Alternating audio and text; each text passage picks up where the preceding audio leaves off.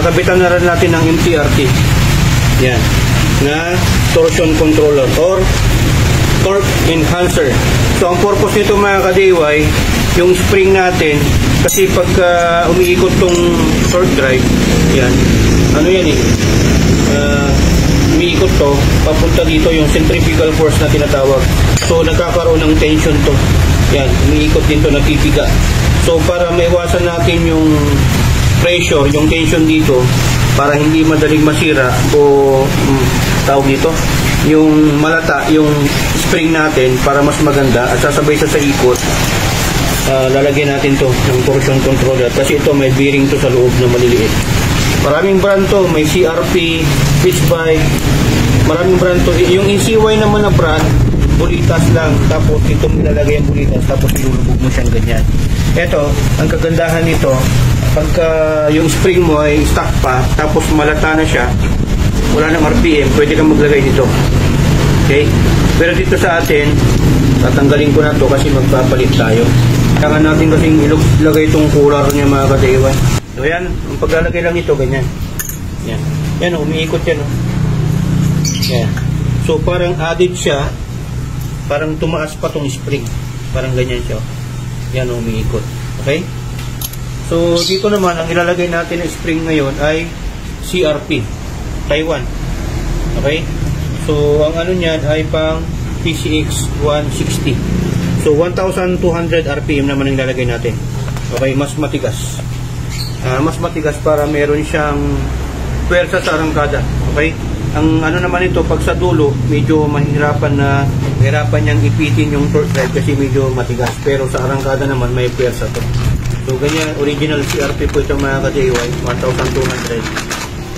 So lalagay natin, may kasamang sticker oh, CRP. Yan. So PCX 160. Yan. Yan, FYI mga ka-DIY, bigyan ko kayo ng magandang sekreto. Huwag po kayong magbabase sa level or sa nakasulat na 1,2 or 1,000 ganun, ng mga RPM ng ano ninyo, spring ninyo, lalo na sa center spring. Ang gawin ninyo, sukatin ninyo sa kamay. Ganyan. Ganun. Matigas. Pagka mga, ito naman CRP, matigas. Ito naman TSNP na 1,000 RPM. Matigas din ito mga ka-DIY. So ito na yung mga pinagpilian ko na magandang klase para sa akin. Kasi siyempre iba-iba naman tayo ng preferences, pero sa akin talaga ang CRP at TSMP subok ko na.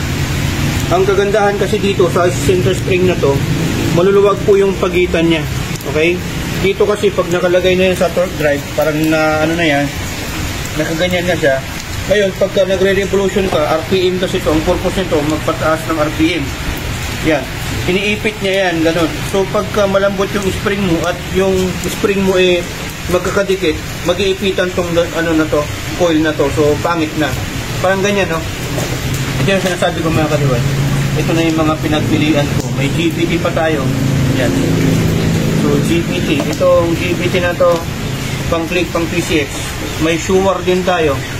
Shuar brand, pang click, 1,000 RPM din yan. So, yan, try natin. Para mapakita ko po sa inyo. So, ito, bago lang to. Bago. Hindi ko pa nagagamit. Yan, anuhan ko siya, pinagtutunuhan ko sa bayang 1,000. Huwag muna to kasi 1,200. So ito TSNP. Taiwan din po yan. Yan. Yan o, pang click. 1,000 RPM. So itong pula, TSMP 1,000. Itong dilaw na mahaba, GBT yan. Yan. Tapos ito namang puti, Shuar brand. Para sa kalaman ng lahat, ang Shuar brand ay from Malaysia. Malaysia, ang GBT ay Taiwan. So yan yung plug nila. TSMP ay Taiwan din po yan. Yan.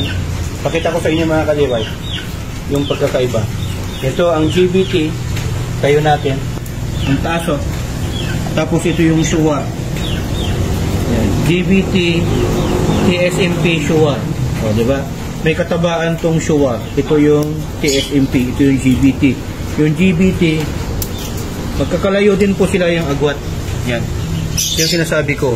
Mas maganda kuha kayo o pili kayo yung ano yung agwat. Kasi dito sa mga ibang brand, Itong mga Motaro, yan o. Ang lalaki, ang tataba, pero magkakalapit lang. Buksan natin. Mapakita ko sa inyo. 1,000 RPM. 1,000 din yan. Ayan o. Magkakatabi lang po sila. O, magkakatabi. So, pag na-press po yan, okay na no, malapit na. Pag na-press po yan, 1,000 RPM yan, mga ka-DIY. Yan o. Pang PCX click, ganyan, bit, pang Honda. So, magkakalapit lang sila. Ang pinakamataas yung GBT. Okay? Pero, yung GBT, try natin. Try natin i-compress. Ang lambot, mga ka-DIY, oh. Ang lambot niya. Yan, oh. Ang mahal pa naman ito. Yan, ang lambot. So, yan, yan.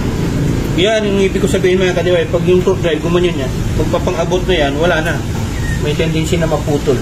Okay? Madali siyang, malata. So, ito namang Motaro,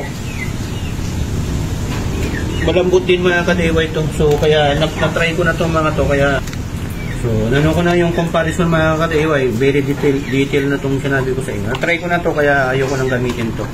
Pero pag sa iba, pwede nyo i-try. Kasi sabi ko nga, pag sa CVT, kanya-kanya tayo ng preferences. Baka yung pwede sa akin, hindi pwede sa inyo. At yung pwede sa akin, yung hindi pwede sa akin, pwede naman sa inyo. Depende yan sa gusto natin. So, ito, para sa akin, the best itong TSMP. Yan, try natin. Ayan, tikas, mga ka-DIY. Sakit. TSMP. Ito naman Shuar. Pare-parehas na 1,000 RPM to. Lambot. Malambot yung Shuar. Pero okay na rin. Super. Mas okay pa nga to kaysa dito sa GBT. Itong GBT, oh. Yun. Na-compress ko. Agad-agad. So, ito, pwede naman to, kaya lang sa akin, hindi ko nagagamitin to kasi ang gusto ko talaga, itong TSMP at itong CRP. Yan. CRP. So, try natin yung CRP. Dilaw. Pero matigas pa rin. Sakit to. Kulang-kulang na yung kamay ko. So, ayan, mga ka-DIY. Kumain natin to, Ito yung stock pala. Hindi ko nabuksan. Yung stock natin. So 800 RPM. Ang maluluwag din yung agwat, yan ang maganda. Diba? Itong stock, i-compress din natin. Mas matigas pa nga itong stock, mga ka-DIY. Kaya yun ang sinasabi ko, huwag kayong bumasi lang doon sa nakalagay na level na kunwari 1,000 RPM. Kasi minsan yung mga ibang spring, depende na lang sa brand, mas malambot pa doon sa stock na spring ninyo. Okay? So, ang gagawin ninyo, kailangan yung i-compress. Mararamdaman nyo naman yan. Ganyan, mararamdaman nyo yung piga. Kung kayang-kaya nyo siyang i-compress. Yan. Okay? So, ang ilalagay natin, papalit natin 1,200 ng CRP. So, ayan, mga ka-DIY. Scream ko lang po, hindi po tayo sponsor ng mga brand na to. Binibili po natin to. So, CRP, baka naman, Taiwan. Gandang klase, na isa sa pinakamatigas na spring na na-try ko na. So, lalagay na natin MTRT na torsion controller or torque enhancer. Tapos CRP. Yan. Yan, o, diba? Sumasama sa ikot para hindi siya nagkakaroon ng friction. Okay? Tapos, lagay na rin natin to. So, ipakita ko lang sa inyo pala yung sinasabi ko na yan.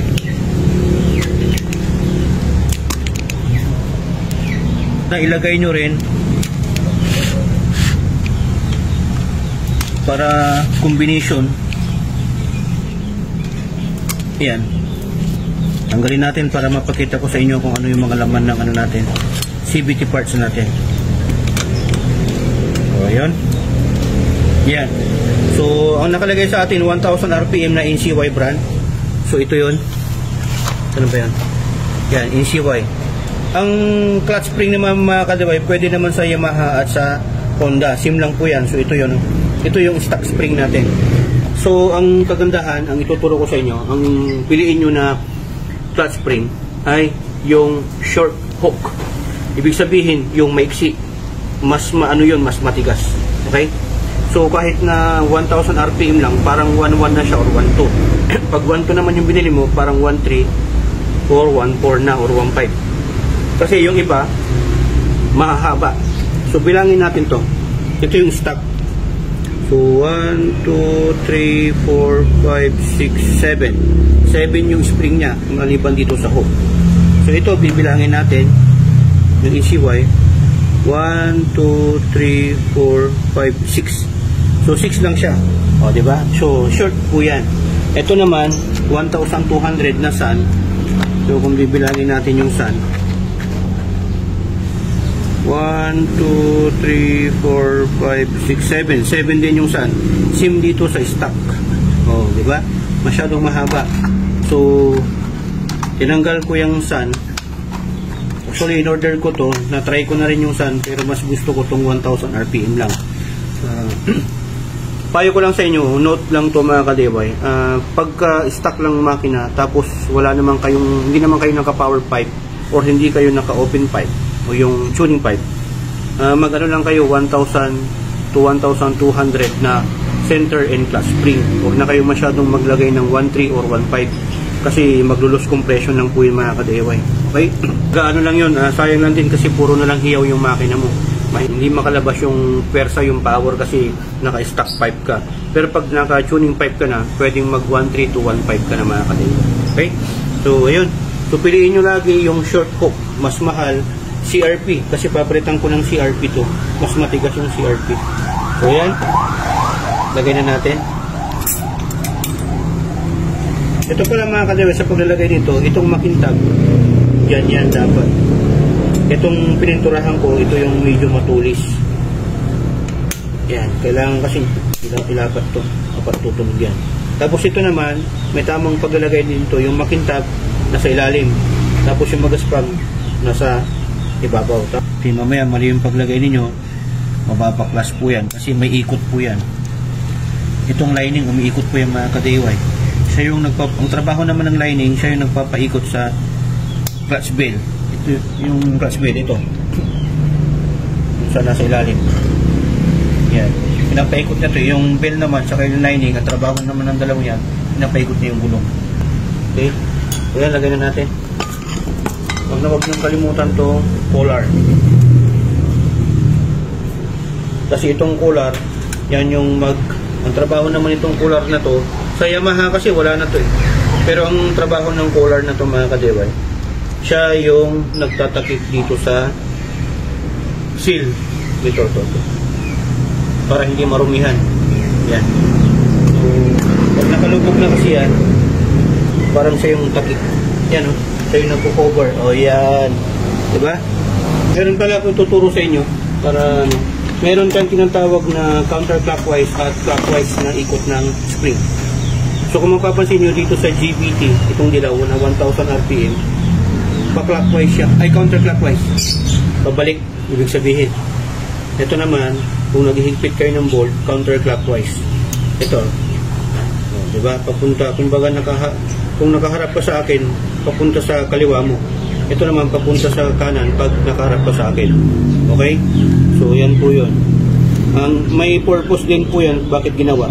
Kasi yung centrifugal force, yung force po ng paikot nito, itong torque drive, para mas habang kasi itong counter, habang nagko-close po ito, umiikot po yan, habang ito kasi yung kumuklose, tumitigas po siya. Unlike dito sa counterclockwise, nagko-close po, lumalambot. Okay? So yun yung advantage and disadvantage niya. Pero mas matigas pa rin to kasi mas mataba. So yan, lagay na natin. Another information lang po yun mga kadeway. Kasi magkakaiba po ng orientation yung ikot ng spring. So yan, buuin na natin.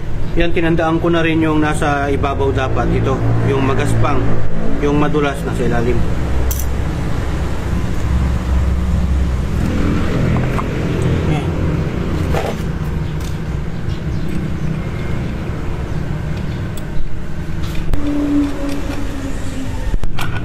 Hantay muna. Yan. Tapos saka natin barilin. Ipitan natin.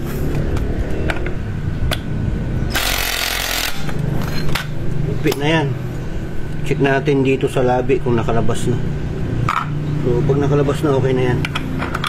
Hindi pwedeng masyado maigpit kasi baka mag-straight. Yan, tingnan natin yung belt placement. Okay, yun o, nakaibabaw. Ganda. Tingnan natin.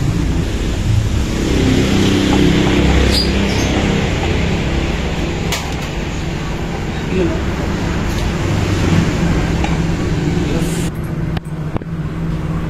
Ano, may palatandaan ako para tama yung palabas yung spline.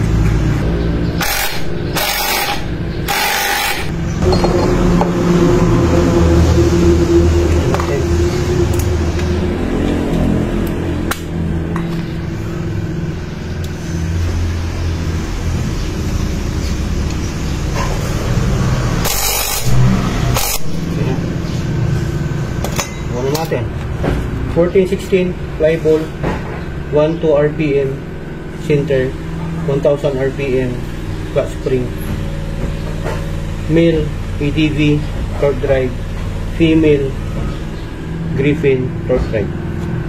So combination. Yun mo yung belt, oh, nakasampa. Okay,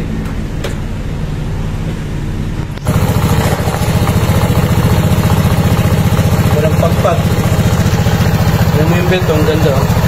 Hindi siya pumapagpag. Saktong-sakto lang.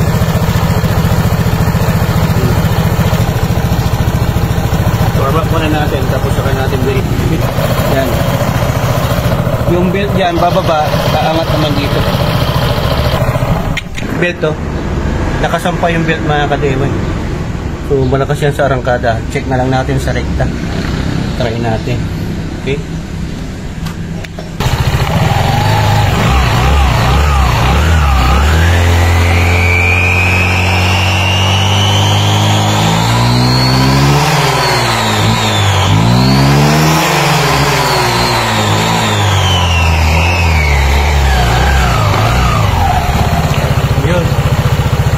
Grabe, umagal.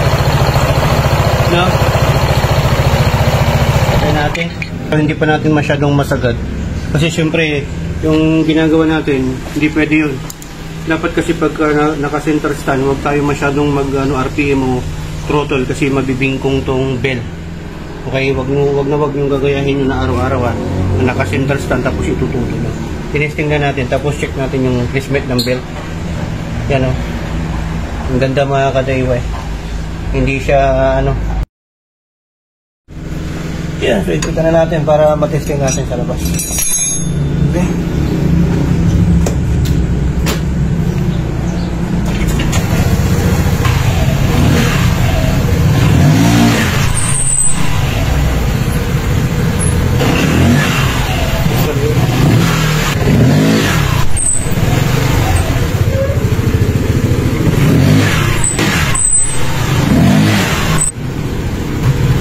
Ba siya? Tingnan. Ayan, o. Kunting accelerator lang, o. Ayan, o. Tumatamba siya. So, pa.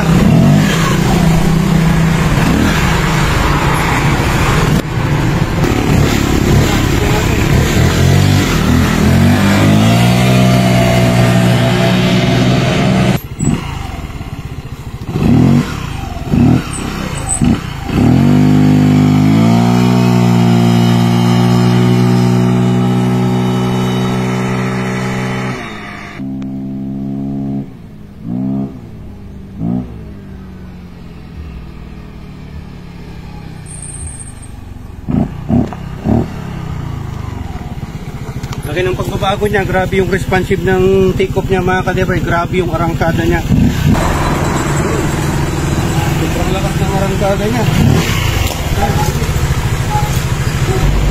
So ayun, mga kadebay, natesting na natin sa daan. Napakalakas po ng 0 to 100 seconds po niya. Kayang-kaya niya pong kunin ng mga 10 to 12 seconds yung 100, 0 to 100 km. Napakalakas po ng arangkada niya. Although may kabigatan yung Griffin, pero kayang-kaya niya. Kahit may angkas ka po, kayang-kaya po niyang ano yung gusto mo na RPM yung arangkada niya. Yung nga lang po, hindi ko pa na-testing sa top speed o high speed kasi hindi tayo naka-helmet, saka hindi tayo naka-gear, proper gear, saka kulang yung daan siyempre. Saka ang init. So, testing ko na lang, bibigyan ko na lang kayo ng magandang review pagka naano ko na sa long ride. Okay? So, nakita nyo naman, sundan nyo namin progression ng pinagawa natin. Ingat lang po kayo sa pag-DIY dahil dito sa GPT, dalawa lang po ang meaning ng DIY. Do it yourself at destroy it yourself. Dito sa GPT, natuto ka na, nakatipid ka pa. Dahil sa GPT, sharing is caring, syempre mga kadibay. Kung nagustuhan mo itong video, share mo to at syempre, like at subscribe na yung Facebook page natin at pag-subscribe na rin yung YouTube channel natin mga kadibay at mag-comment ka sa comment section sa mga gusto mong i-vlog pa natin at sa mga katanungan na hindi mo pa naintindihan sa procedure, mag-comment ka lang po mga kadibay. So ayan, maraming salamat. Tulad ng Pitagor and Bertam sa inyo.